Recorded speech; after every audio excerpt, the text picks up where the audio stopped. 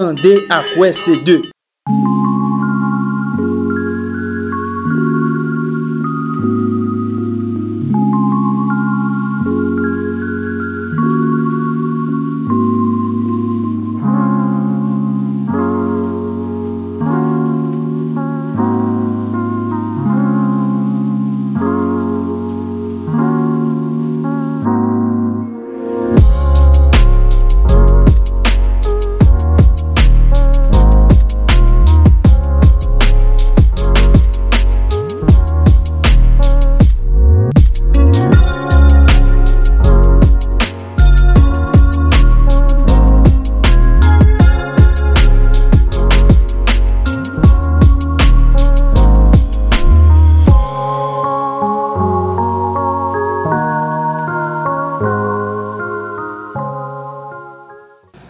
Cet événement revêt un caractère particulier alors que notre pays se prépare à entrer dans une nouvelle ère électorale. Le thème qui nous réunit, une Haïti à l'ère des élections, quelle perspective pour les femmes, ne pourrait pas être plus pertinent. En Haïti, les femmes sont aujourd'hui au cœur des transformations sociales et économiques. Elles sont les piliers de leur famille, de leur communauté, de notre nation. Pourtant, elles continuent à faire face à de nombreux défis, notamment des violences basées sur le genre qui entravent leur pleine participation à la vie publique.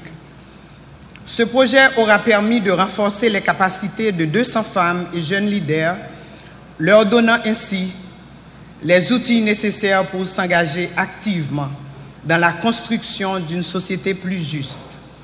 D'ailleurs, la réduction des violences basées sur le genre en Haïti est une nécessité urgente pour le développement harmonieux de notre société. Alors que nous nous préparons pour les prochaines élections, il est crucial que nous ouvrions davantage de portes pour la participation des femmes dans la politique. Les femmes ne sont pas seulement des électrices, elles sont des leaders, des décideuses, des porteuses de changement.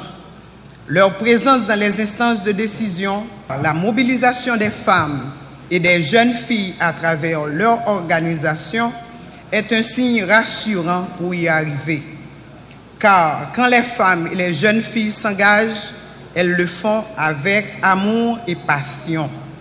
J'en profite au nom du Premier ministre, Dr Gary Conille, pour renouveler mes félicitations à toutes les participantes et aux organisatrices de ce projet.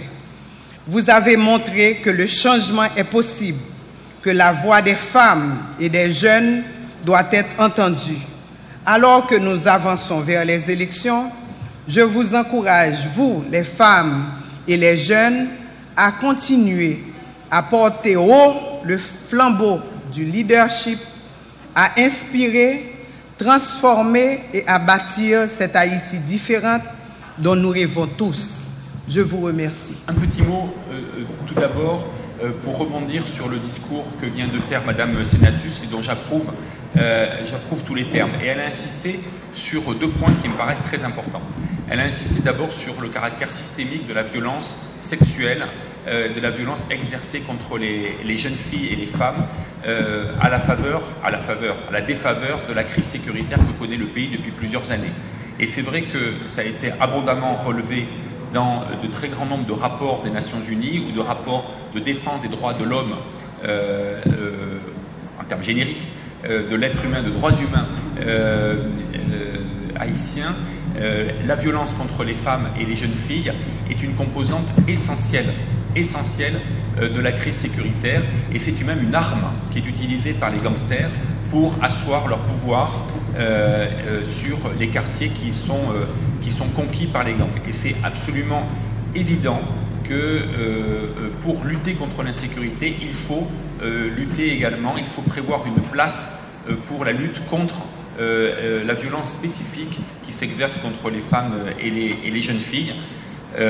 Madame Senatus en a parlé longuement, elle a évoqué les actes abjects, barbares, qui sont exercés quotidiennement contre les jeunes filles et les femmes.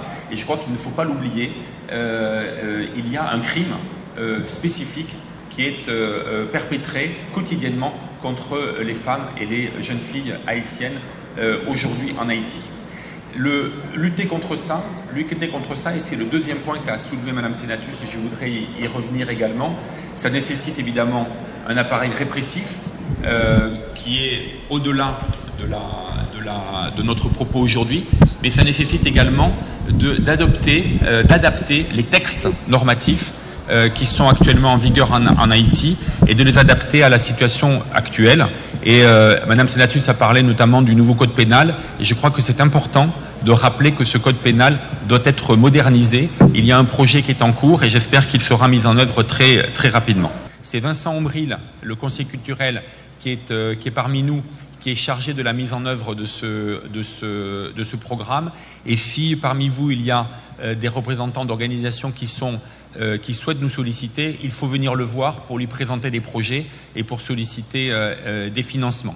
C'est ce que nous faisons avec Refuge de femmes et nous le faisons également avec de très nombreuses organisations féministes à travers tout le pays. Là aussi, j'insiste sur le fait que la question féministe, ce n'est pas une question uniquement pour Port-au-Prince, ce n'est pas une question pour Pétionville uniquement, c'est une question pour l'ensemble du pays.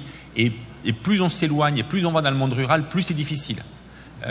Nous le savons bien. Donc, toutes les organisations qui travaillent en dehors de la capitale, en province ou dans le monde rural, elles ont a priori notre sympathie et nous essayons de les prioriser.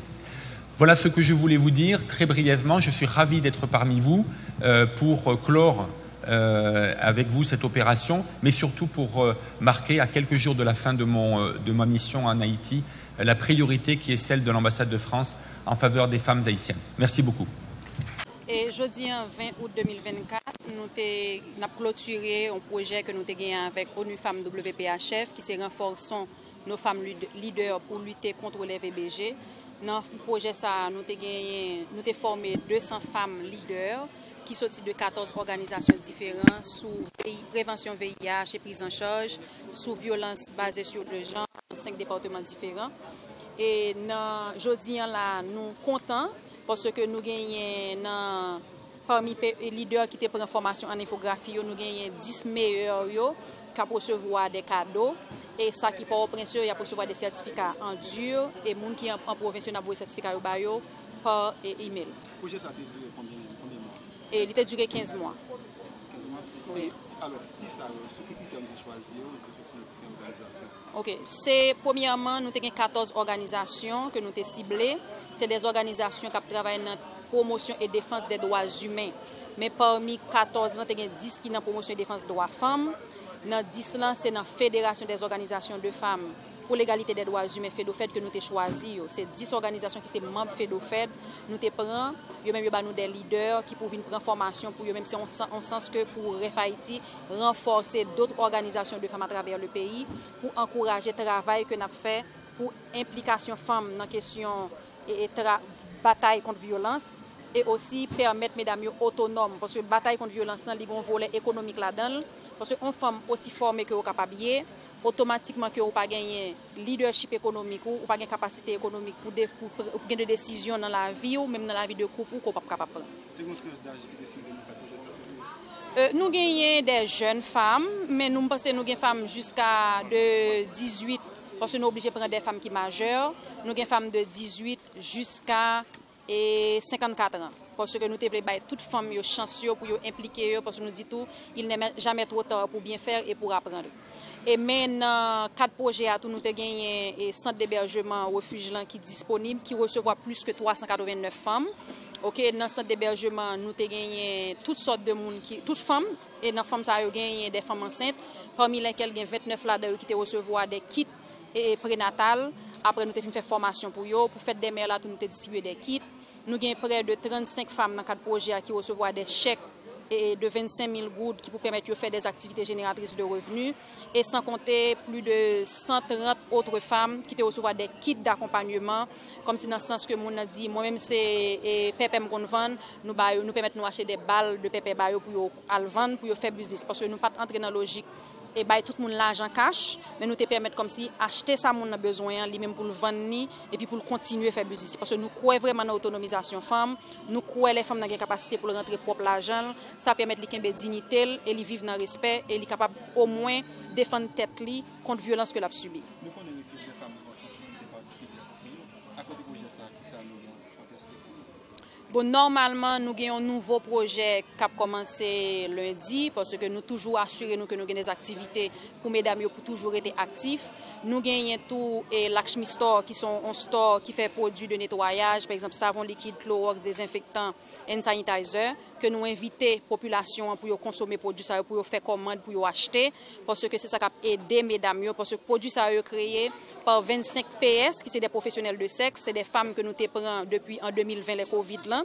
Nous avons formé dans les produits et nous même fabriqué les produits. Nous-mêmes, en tant que refuge des femmes, nous chargeons pour nous faire promotion de produits pour eux et pour nous vendre pour même pour gagner de l'argent qui rentre dans les mains.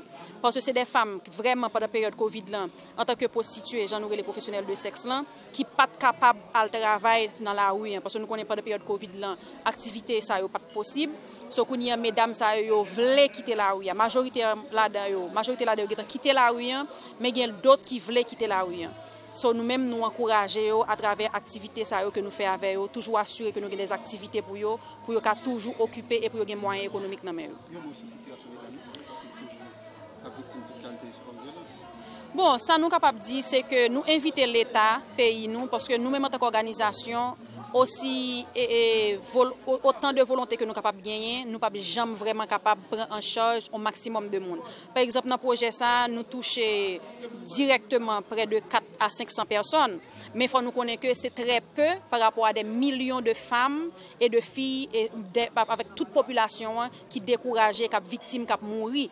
Ça veut dire que si l'État en tant que tel, et moi profiter remercier le ministre Condition Femmes qui est venu participer avec nous dans nos premiers ministres là. Moi féliciter toute autorité, par exemple ministre Erwil qui était là avec nous, madame Dorothy et sénatrice de l'Alliance des femmes qui est venu supporter l'initiative là et inviter l'État, le gouvernement en général et m'inviter PM dans tout pour impliquer plus dans l'activité femmes yo. Ministre Erwil qui est ministre humanitaire là, responsable des affaires humanitaires, c'est pour créer de concert avec organisation de la société civile, des activités d'accompagnement pour aider les gens, surtout les gens qui sont déplacés, pour aider eux, pour être capables de vivre décemment et non on vit avec respect. Alors, on compte viser plus professionnels dans le cadre de projet ça? Alors, le projet ça, il a visé 5 départements, j'aime te dit préalablement. C'était le département de l'Ouest, département du Sud, département du Sud-Est, département du Nord, et puis nous avons gagné dans NIP. C'est 5 départements que nous avons gagné qui participent à l'activité. D à quoi c'est 2.